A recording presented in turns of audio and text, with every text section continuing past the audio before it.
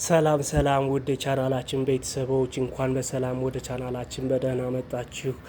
ዛሬ ያለነው አዲስ አበባ ውስጥ ከሚገኙ ታሪካዊ ሰፈሮች መካከል የብዙዎች ትዝታ፣ የብዙዎች በዜማ ያወደሷት፣ ብዙ ታሪክ፣ ብዙ ሰዎችን ያፈራችው እንቋ ቀበና አካባቢ ነው። ቀበና ደግሞ በዚህ ጊዜ በጣም እያማረባትና እየተለወጠች ትገኛለች።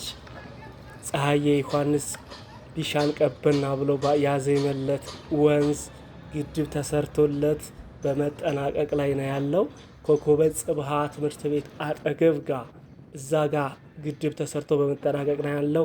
ዛሬ ይህን ግድብ እናሳያችኋለን። እንዲሁም ደግሞ ስለ ቀበና አካባቢ ያሉ የሚታወሱ ታሪካዊ ሰፈሮች እና ትዝታዎች አንዳንድ መረጃ እንሰጣችኋለን። ተመልካቾቻችን በድጋሚ እንኳን ደህና መጣችሁ። ቪዲዮ ለብዙዎች ተደራሽ እንዲሆን ላይክ በማድረግ ጀምሩት ቪዲዮውን። እንዲሁም ደግሞ ቻናላችን 50 ሺህ የመግባት እቅድ ይዘናል። አሁን በቅርቡ እንገባለን። ሰብስክራይብ እያደረጋችሁ የቻናላችን ቤተሰቦች ሁኑ።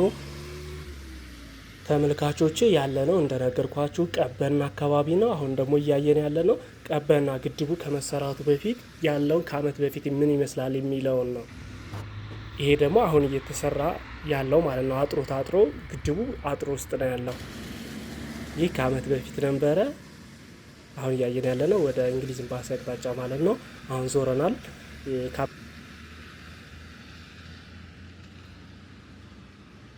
ይሄ ደግሞ የአደጋ መከላከያ ያለው ማለት ነው። የተለያዩ መኪኖች በሚነዱበት ጊዜ አደጋ እንዳይደርስ መከላከያው ነው። ቀበና ከአመት በፊት እንግዲህ ጫካ ነበረ የወንዙ። አሁን ልክ ዋና ግድቡ ያለበት ቦታ ነው እያየን ያለ ነው ከአመት በፊት። እንዲሁም ደግሞ ቅድም መግቢያችን ላይ ያየነው ትልቅ ቤት ተሰርቶ የግድቡን ቪው እና ሬስቶራንት ሆቴል ያለበት ቦታ ነው። አሁን ይሄ ሬስቶራንትና ሆቴል የተሰራበት ነው። አሁን ደግሞ ውስጡ ወንዙ በክረምት ሞልቶ መጠነኛ ነው ሙሌቱ ሲፈስ የነበረው ላሳያችሁ ነው። አሁን ይሄ ተጠናቆ ነው። ይሄ ተጠናቆ አሁን ያለበት ደረጃ ነው። ከአመት በፊት ደግሞ የነበረው ይሄ ነው። ከአመት በፊት ቀበና ይሄን ነበር የሚመስለው።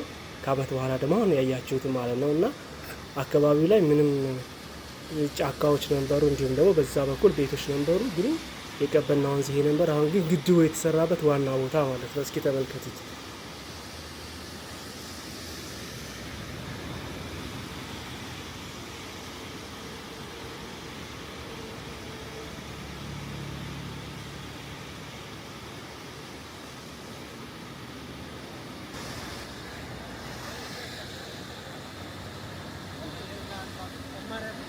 ተመልካቾች እንግዲህ ለትዝታ እንዲሆናችሁ ነው። እንዲሁም ደግሞ ቀበና ከአይታችሁት የማታውቁ የቱ ጋር የተሰራው የሚለውም በዚህ ካወቃችሁት እዚህ ጋር ነው የተሰራው ግድቡ።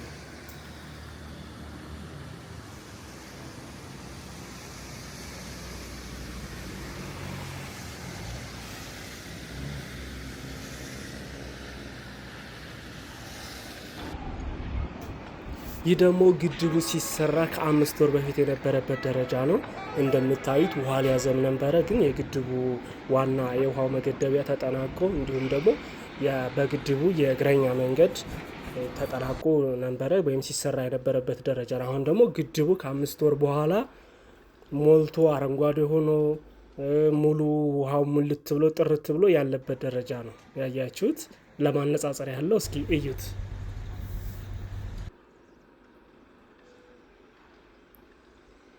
ይሄ በጀርመን ኤምባሲ በኩል ያለው ማለት ነው በላይኛው። እንዲሁም ደግሞ ይሄ ከቅንብ ቤት የሚመጣው ወንዝ አይደለም፣ ግን አነስተኛ የውሃ መፋሰሻ ነገር ነው። በክረምት ደግሞ እንደ ጎርፍ ነገር የሚገባበት ማለት ነው።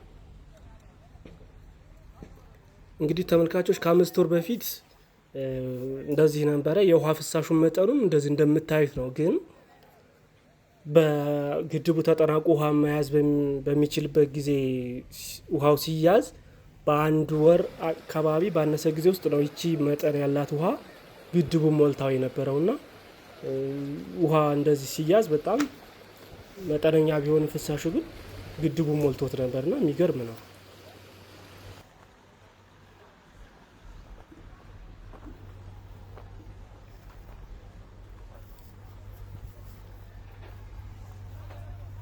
ለውጡን እንደታያችሁት የስራ ፍጥነቱን እንደታያችሁት አሁን ከ5 ወር በፊትና ከ5 ወር በኋላ ያለው ማለት ነው።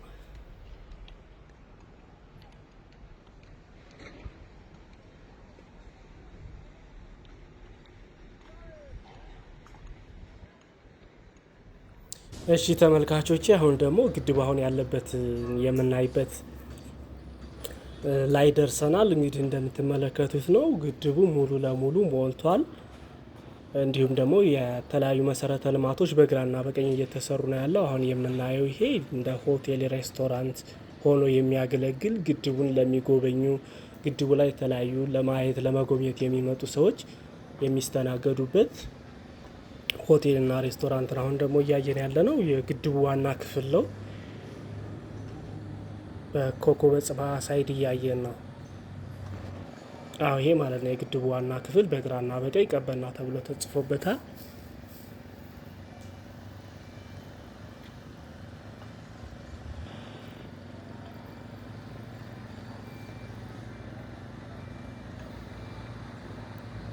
እያየን ያለ ነው ወደ ላይ ተራራው ላይ ጫካ እና ከስር ደግሞ ኮከበ ጽባህ ትምህርት ቤት ነው። አሁን እያሳያችሁ ያለሁበት ቦታ የቀበና የድልድዩ የእግረኛ መንገድ ላይ ሆኜ ነው እያሳያችሁ ያለሁት። ይህ እንግዲህ ሆቴልና ሬስቶራንት ሲጠናቀቅ የተለያዩ አገልግሎቶች ይኖሩታል። ሰዎቹ እዚህን ለመምጣት ለመጎብኘት ይህን ለማየት ይመጣሉ። ከላይ ደግሞ የምናይበት ቪው አለው። እዛ ላይ ሆኖ ደግሞ ሙሉ ለሙሉ የግድቡን ክፍል ማየት ያስችላሉ። እቺ ትታያቸው ከሆነ የእግረኛዋ መንገድ ተከትለን ስንሄድ ቀበና ተብሎ ከተጻፈበት ስር ባለው በግድቡ ስር ያሻግራል። ተሻግሮ በቀኝና በግራ በኩል ለመንቀሳቀስ ይረዳል ማለት ነው። ከአንዱ የግራ ክፍል ወደ ቀኝ ክፍል ከቀኝ ወደ እንትን ለመሸጋገር ያገለግላል። በግድቡ ስሩ ደግሞ ፏፏቴ ይኖረዋል። ፏፏቴውን እየሰማን ስንሄድ ልዩ ስሜት ይፈጥራል። ግድቡ አሁን ሙሉ ለሙሉ ሞልቶ ሲለቀቅ ፏፏቴ ይኖረዋል። አሁን የምናየው ማለት ነው ሰው እየሄደበት ያለው ክፍል ፏፏቴ ነው የሚሆነው። ፏፏቴ ሲሆን በስር መንገድ አለችው። በዛች ሲታለፍ ልዩ ድባብ ነው ያለው። ያንንም እስኪ ወደፊት ሲጠናቀቅና ሲመረቅ ኤክስፔሪንስ ታደርጉታላችሁ። አዎ ይሄ ያልኳችሁ መንገድ ማለት ነው ከግራና ከቀኝ ለመሸጋገር የሚያገለግለው ይሄ ነው።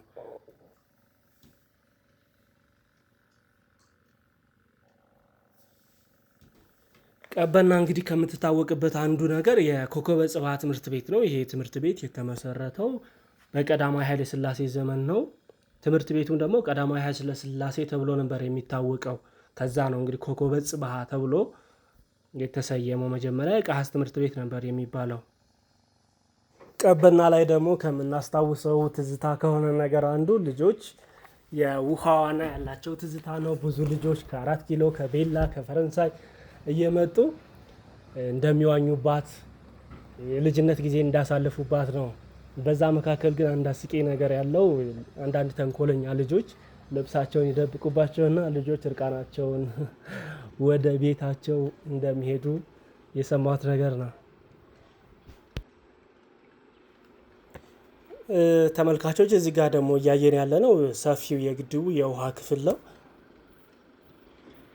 ፊት ለፊት ያለው የእግረኛ መንገድ ነው። በዳርቻ በኩል ያለ ወክ እያደረጉ ከአንዱ ጫፍ ወደ አንዱ ጫፍ የውሃ ክፍሉን እያዩ የሚራመዱበት ነው።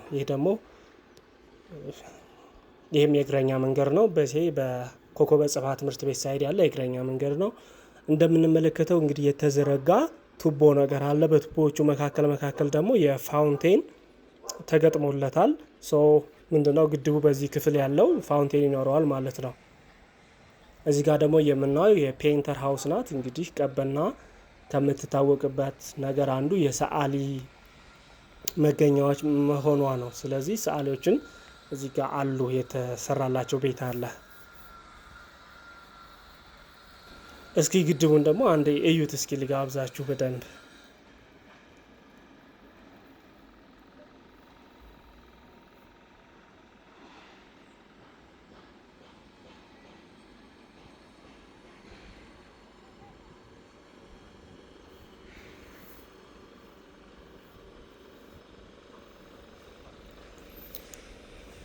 ቀበና አካባቢ ደግሞ ታዋቂ ከሆኑ ሰፈሮች መካከል ቅንጅቢት የሚባል ሰፈር አለ። ቅንጅቢት እንግዲህ በጣም ታዋቂ ነው እና ደግሞ ሰዎቹ ባላቸው መስተጋብር ማህበራዊ መስተጋብር በጣም ይታወቃሉ። ቅንጅቢት የተባለው እንግዲህ ከተጉለትና ቡልጋ አካባቢ የመጡ ሰዎች እዚህ አካባቢ ይኖሩ ነበርና እነሱ ሲኖሩ ቅንብቢት የሚለውን ስም እንዳገኘ ነው ያገኘሁት ነገር የሚያመለክተው። ቅንብቢት ደግሞ ሌላ ከምትታወቅበት ነገር አንዱ ጠላ ነው። ጠላ በጣም ታዋቂ የሆነ ሰፈር ነው በጠላ። እንደዚሁም ደግሞ በአፄ ኃይለ ሥላሴ ጊዜ የክቡር ዘበኛ ወታደሮች እዚህ አካባቢ መጥተው ጠላ ጠጥተው እንደሚሄዱ ሰምቻለሁኝ። ከዚህ ነገሮች በተጨማሪ ደግሞ ቅንብቢት አካባቢ የቅንብቢት አካባቢ ልጆች በጣም ኃይለኛ እንደሆኑ እንዲሁም ደግሞ በጣም እንደሚተባበሩም ሰምቻለሁኝ። እስኪ እናንተ ደግሞ ስለ ቅንብቢት የምታውቁትን ትዝታችሁን ንገሩኝ።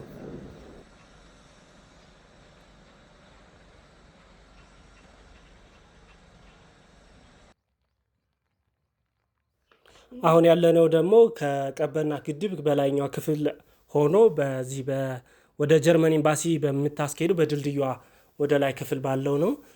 እዚህ ጋር እናየዋለን። አሁን የግድቡ የውሃ ክፍል ሞልቶ በላይኛውም የተኛበትን አሳያችኋለሁኝ። አዎ ያልኳችሁ ድልድዩ ይሄ ማለት ነው። ወደ ጀርመን ኤምባሲ የምታስኬደው ድልድይ እዚህ ጋር ነች።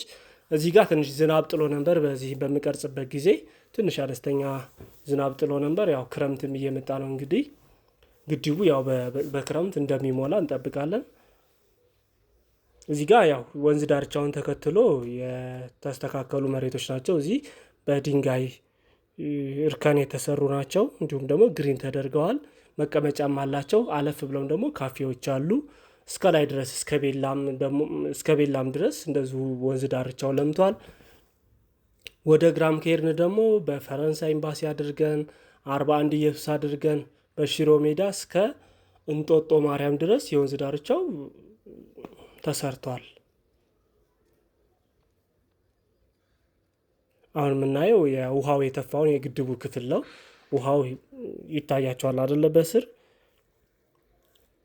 ግድቡ ሞልቶ ወደዚህ የተኛበት የውሃ ክፍል ነው። እስከ ትንሽ ድረስ ይሄዳል። ከዛ ደግሞ ሌላ አነስ ያለች መጠነኛ ግድብ አለች። በግድብ ደረጃ ሳይሆን ያው ውሃውን ያዝ የሚያደርግ ከዚህ በፊትም እንዳሳየኋችሁ ማለት ነው።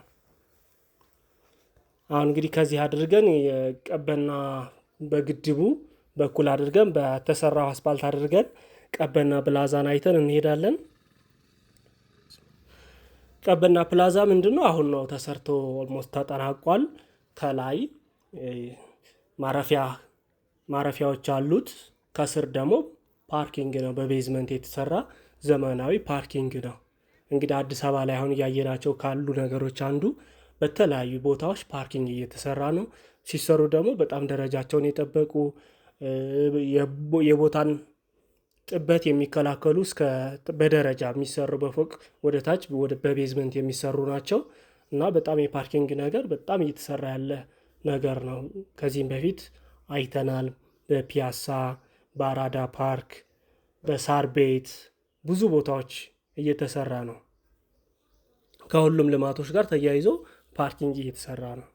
አሁን ይሄ አስፓልቱ ነው። አሁን ቅርብ ጊዜ የተጠናቀቀው ወደ ቀበና መብራቱ ወይም አደባባይ ጋር የሚያስወጣን ማለት ነው። ከጀርመን ወይም ኤምባሲ ጋር ስንሄድ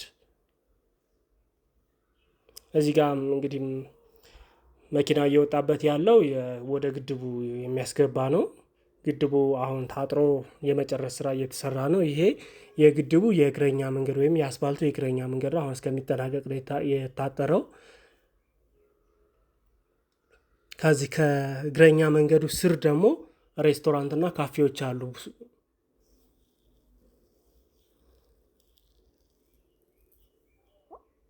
ይሄ ደግሞ በማዶ በኩል ያለው የግድቡ ክፍል ነው። እንግዲህ በግድቡ ላይ አንድ የምናስተውለው ነገር ምንድነው? አንዱ የስዕል ተስሏል። እዚህ ጋር ደግሞ ግድብ እንደመሆኑ መጠን የባህር ሰማያዊ ከለር ነው የተቀባው። ከባህሩ ጋር የተያዘ ወይም ከውሃው ጋር አላይመንት ያለው የተጠቀሙት ቀለም የኦሽን ከለር ነው ወይም የባህር ከለር ነው።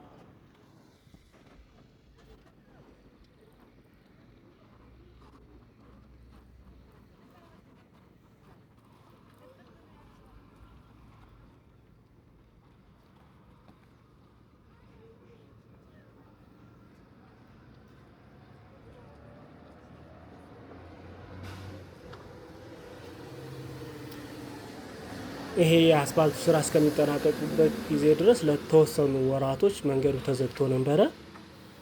መንገዱ ከተጠናቀቀ በኋላ ደግሞ ያው እንደምትመለከቱት መኪኖች እያለፉ ነው።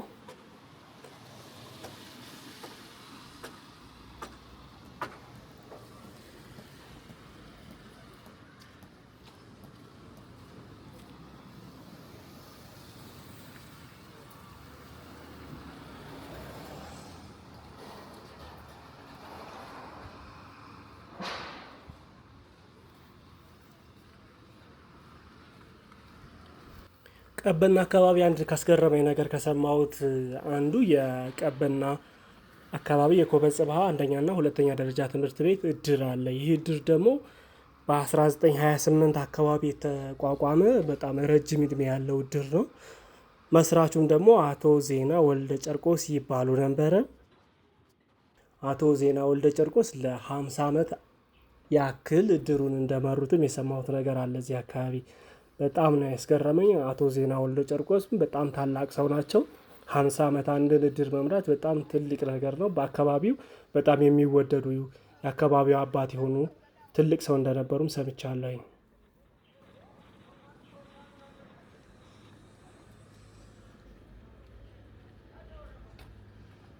ይህ እንግዲህ የፌዴራል ቤቶች ኮርፖሬሽን ህንፃ ነው።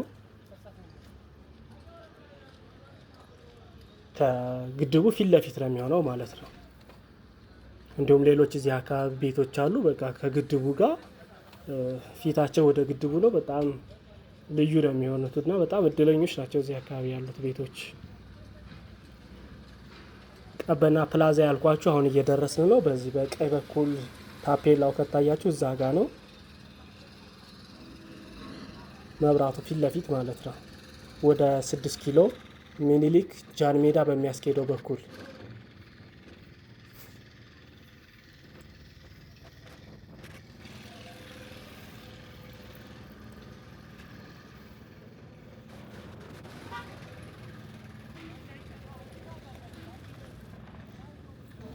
አሁ ይሄ ደግሞ የግድቡ ስራ ነው። ኦልሞስት የማጠናቀቅ ስራ ላይ ናቸው ያሉት እና በጣም ከፍተኛ ርብርብ ነው ያለው።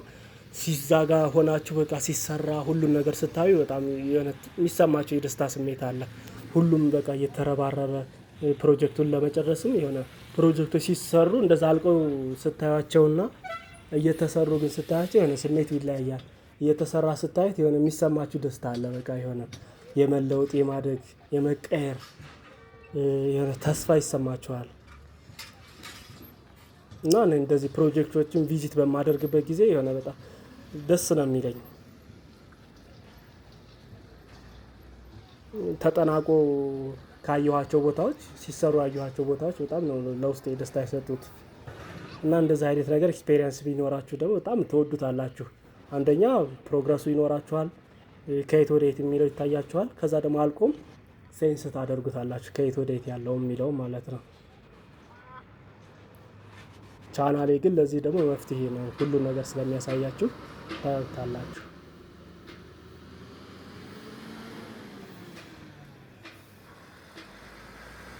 እንግዲህ እስኪ በሀገር ውስጥ ያላችሁ እንዲሁም ደግሞ ውጭ ሀገር ያላችሁ ለቀበና አካባቢ ኮከበ ጽባህ ትምህርት ቤት፣ ቀበና ወንዝ፣ ቅንብቢት ያላችሁን ትዝታ እስኪ ሼር ብታደርጉን በጣም እንዲሁም ደግሞ እኛም ታሪክ ለማወቅ እንዲረዳን እዚህ አካባቢ ያሉ ነገሮች ወይም ከዚህ በኋላ ከበር እንድናደርግላችሁ የምትፈልጉት ነገሮች ካሉ በሀሳብ መስጫ ውስጥ ስጡን። ቤተሰቦች ላይክ እያደረጋችሁ ሰብስክራይብ ካላደረጋችሁ ደግሞ ሰብስክራይብ ማድረጋችሁን እንዳትረሱ። አሁን ቀበና ፕላዛ ጋር ደርሰናል። ይሄ የላይኛው ክፍል ነው። ስናልፍ አይታችሁት ከሆነ የፓርኪንጉ መግቢያውን አይተነዋል። ይሄ ከላይ ያለው ነው። ወንበሮች አሉት። እንዲሁም ደግሞ ፋውንቴንም ይኖረዋል። እዛ ፊት ለፊት ኦልሞስት እየተጠናቀቀ ነው። ሁሉም ፕሮጀክቶች ምንድነው ውሃ ይኖራቸዋል። ካየኋቸው የጎበኘኋቸው በብዛት ሁሉም ፕሮጀክቶች በቃ ከውሃ ጋር ተሳስረው ነው የሚሰሩ። እዛ ፊት ለፊት የምናየው አንፊ ቲያትርም አለው። ከአንፊ ቲያትሩ ከፍ ብሎ ደግሞ ፋውንቴን ነው የሚሆነው። ይቺ ደግሞ ማረፊያ ናት። ሰርክል ሆና ከስር ወንበሮች አሏት። ሰዎቹ እንደዚህ ፀሐይ ሳይመታቸው ጥላ ላይ ቁጭ ብለው ጊዜያቸውንም መጠበቅ ይችላሉ። አሁን ስንዞር ደግሞ የካተራራን እናያለን። የጫካ ፕሮጀክት ያለበት ተራራን ማለት ነው። አሁን እየታየን ያለው የጫካ ፕሮጀክት ያለበት የካ ተራራ ነው። ልደታ ለእንቁ ቤተክርስቲያን አለች። ዘ ግራንድ ሰርክል ሀል የሚባለው አለ። እንዲሁም ደግሞ ከላይም በዛ በኩል አይታዩንም እንጂ የጫካ ፕሮጀክቶች አሉ። ይህ የምናየው አሁን ቀበና አደባባይ ቀበና መብራቱ ጋር ነው። ይሄ መስመር ደግሞ ወደ ሚኒሊክ ሆስፒታል፣ ጃንሜዳ፣ 6 ኪሎ፣ ፒያሳ ድረስ የሚያስኬድ መንገድ ነው።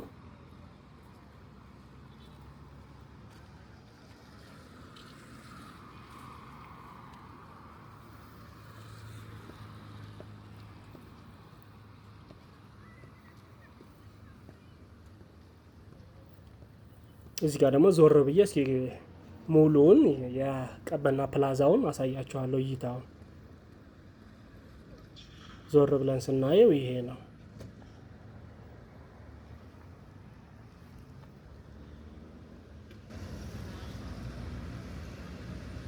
እንግዲህ እዚህ አካባቢ እይታው ግልጽ ነው። እስከ ሙሉ ተራራውን ታያላችሁ፣ ግድቡ ታያላችሁ፣ የኮከበ ጽባህ ትምህርት ቤት ታያላችሁ። ኤምባሲዎች የሚታዩ አሉ፣ የራሽያ የብሪቲሽ እንዲሁም ሌሎች ኤምባሲዎችም እዚህ አካባቢ አሉ። አሁን እንግዲህ በነዚህ ወደ ኮከበ ጽባህ ወደ ራሽያ እንዲሁም ወደ እንግሊዝ ኤምባሲ የኢትዮጵያ ብዝሃ ሕይወት ኢንስቲትዩት ወዳለበት መስመር ይዣችሁ ልሄድ ነው። ተመልካቾች ስላያችሁን ስለተመለከታችሁ በጣም እናመሰግናለን። አሁን ያልኳችሁን ቀሪ ቦታዎችም ታያቸዋላችሁ። እስከ መጨረሻው ድረስ ተመልከቷቸው። በጣም እናመሰግናለን። መልካም ጊዜ። በሌላ ቪዲዮ እንመለሳለን። ሰላሙ ነው።